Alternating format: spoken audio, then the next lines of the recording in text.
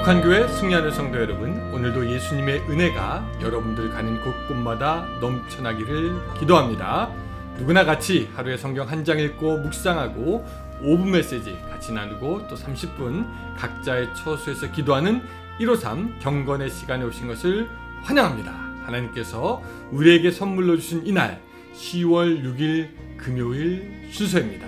자, 오늘은 우리가 사무엘 하 14장을 묵상할 차례인데 저와 같이 32절과 33절을 같이 읽어보겠습니다.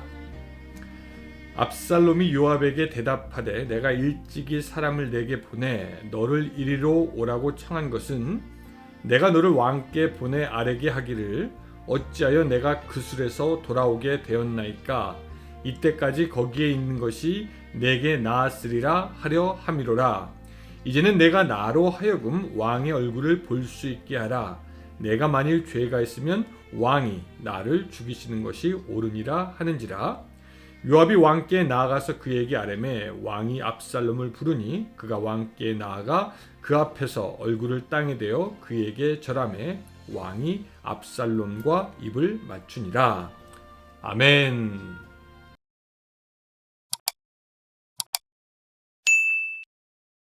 다윗은 어느 날 갑자기 두 아들과 딸 하나를 잃은 것처럼 되었습니다.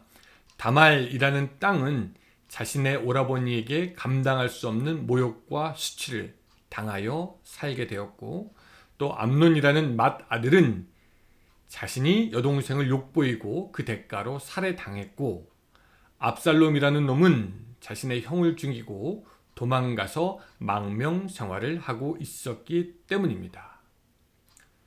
그래도 죽은 놈은 죽은 놈이고 다윗은 아마도 큰 죄를 지어 죽어도 마땅하지만 아들이기에 압살롬을 그리워하였던 것 같습니다. 근데 그렇다고 해서 자기가 앞장서서 압살롬을 용서한다고 할 수도 없습니다. 왜?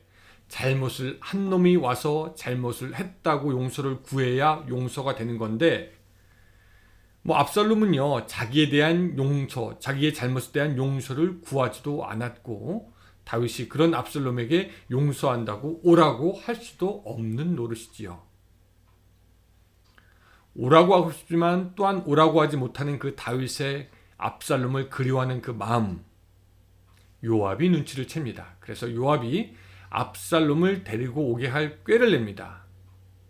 그런데 요압이 그렇게 일을 꾸민 이유는 그가 다윗에 대한 충성심에서라기보다는 그런 일로 말미암아 다윗의 신임과 호의를 얻고 무엇인가 얻을 것이 있을까요? 기회주의자처럼 압살롬의 복귀를 시도한 것이었습니다. 그래서 요압은요, 한 여인을 사서 그녀에게 다윗에게 할 거짓말을 알려줍니다. 그의 꾀를 전달하는 거죠.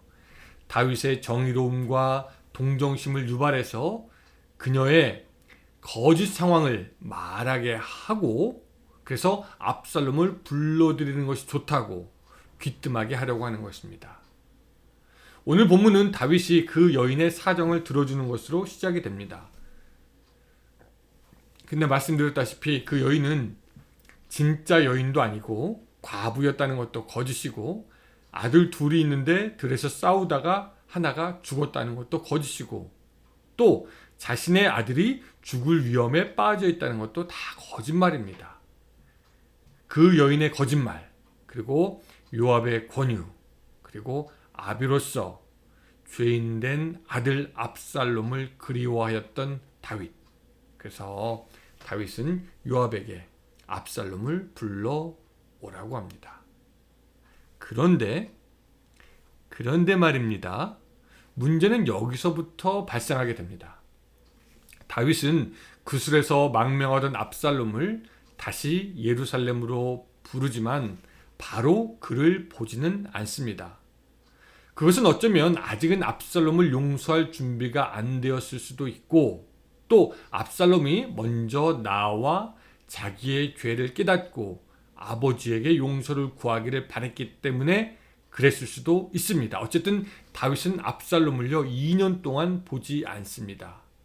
그래서 상황은 24절처럼 흘러가게 되는데, 자, 24절 제가 한번 읽어드릴게요. 왕이 이르되 그를 그의 집으로 물러가게 하라 하여 내 얼굴을 볼 수 없게 하라 하매 압살롬이 자기 집으로 돌아가고 왕의 얼굴을 보지 못하니라.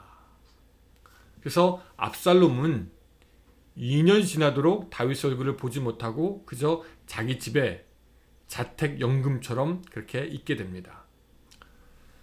한편 압살롬은요, 그렇게 예루살렘으로 일단 왔으니까 자기의 신세가 예전처럼 회복되기를 원했는데, 아버지 다윗이 자기의 얼굴을 보지도 않고 있으니까 마음이 다급해지기도 합니다. 그래서 28절 보니까 압살롬이 이태 동안 예루살렘에 있을 때 왕의 얼굴을 보지 못하였으므로, 그래서 그는 어떻게 일을 하냐면은 요압의 밭에 불을 지르면서까지 요압에게 땡깡을 피웁니다. 아버지 다윗을 만나게 해달라 말이죠.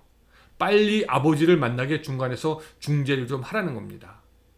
그러면서 압살롬이 요압에게 말을 하는데요, 그 말이 사실 오늘의 본문이고, 그 말을 들어보면 압살롬의 상태가, 영적인 상태가, 또한 도덕적 윤리적인 상태가 어떤지 알 수 있는데, 다시 한번 32절 읽어보겠습니다.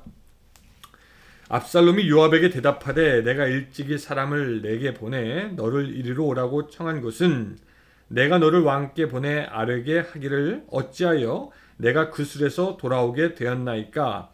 이때까지 거기에 있는 것이 내게 나았으리라 하려 함이로라. 이제는 내가 나로 하여금 왕의 얼굴을 볼 수 있게 하라. 내가 만일 죄가 있으면 왕이 나를 죽이시는 것이 옳으니라 하는지라. 자, 이 압살롬의 말을요, 그 어떤 주석에서는 이렇게 분석합니다. 그 압살롬의 말에서 우리는 그의 사특함과 방자함을 볼 수 있는데, 압살롬은 예루살렘으로 돌아와서 2년 동안의 연금 생활을 통해서 자기의 행동을 돌아보고 자숙할 생각은 하지 않고, 이런 상태로 사느니 뭐 차라리 부자의 연을 끊고 왜 할아버지의 나라인 그냥 그슬로 돌아가서 사는 것이 낫겠소, 뭐 이러고 있다라는 겁니다. 자신이 마땅히 반성해야 할 시간에 자기는 지금 이런 생활이 싫다고 요압에게 떼를 쓰고 있는 것이고, 빨리 나를 복권시켜달라 그렇게 이야기하는 겁니다. 또 계속해서 압살롬이 이렇게 얘기합니다. 내가 만일 죄가 있으면 왕이 나를 죽이시는 것이 옳으니라. 여러분, 이 말이 압살롬이 자기가 스스로 죄가 있다는 것을 인정하는 겁니까? 아니면 자기는 죄가 없다라고 하는 겁니까? 죄가 없다라는 거죠. 내가 죄가 있으면 왕이 나를 죽이면 된다, 지금 이런 얘기잖아요.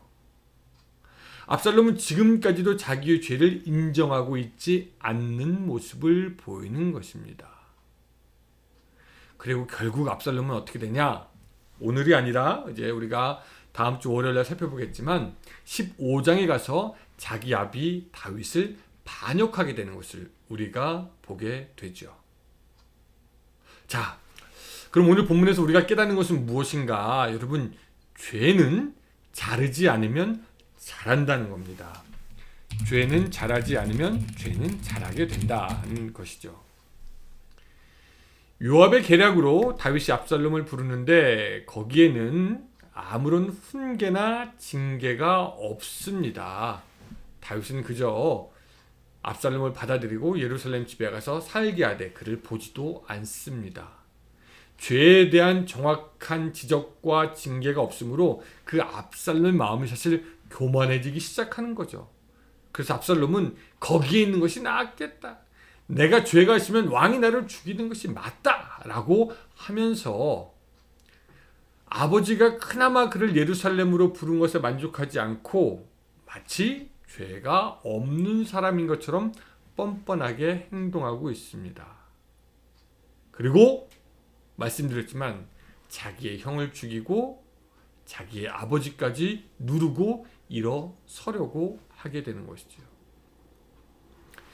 죄라는 것은 자르지 않으면 자라기 때문에 어떻게 하시냐? 하나님은 우리를 징계하는 분이십니다. 예, 우리를 징계하십니다. 그저 인정에 이끌려서 자식을 훈계하지 않은 다윗처럼 내버려 두지 않으시고 하나님은 우리에게 전염되고 자라나는 죄의 싹과 뿌리를 자르시는 분이 우리의 하나님이십니다. 하나님은 그렇게 우리를 분명히 징계하십니다. 왜? 우리가 압살롬처럼 반역하게 되기를 원하지 않으시기 때문이죠. 그리고 그 하나님의 징계는 우리를 사랑하고 우리의 신앙을 연단시키기 위해서 하는 것임을 우리가 기억해야 합니다. 자, 여러분, 오늘 하루 우리가 살아가면서 한 2가지 정도만 살펴봤으면 좋겠어요. 혹시 내 마음 가운데 나도 모르게 압살롬의 마음이 들어와 있지는 않은가?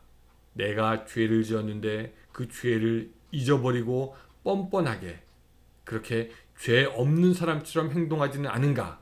우리가 살펴보아야 하고요.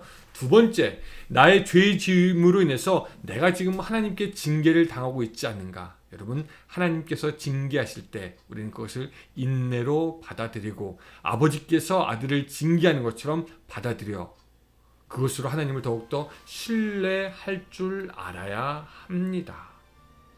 2가지, 내가 압살롬 같지 않은가? 지금 나는 징계 중에 있지 않은가? 살펴보면서 오늘도 하나님의 그 뜻 가운데 걸어가는 여러분들의 삶이 되시기를 주님의 이름으로 축원합니다. 기도하겠습니다.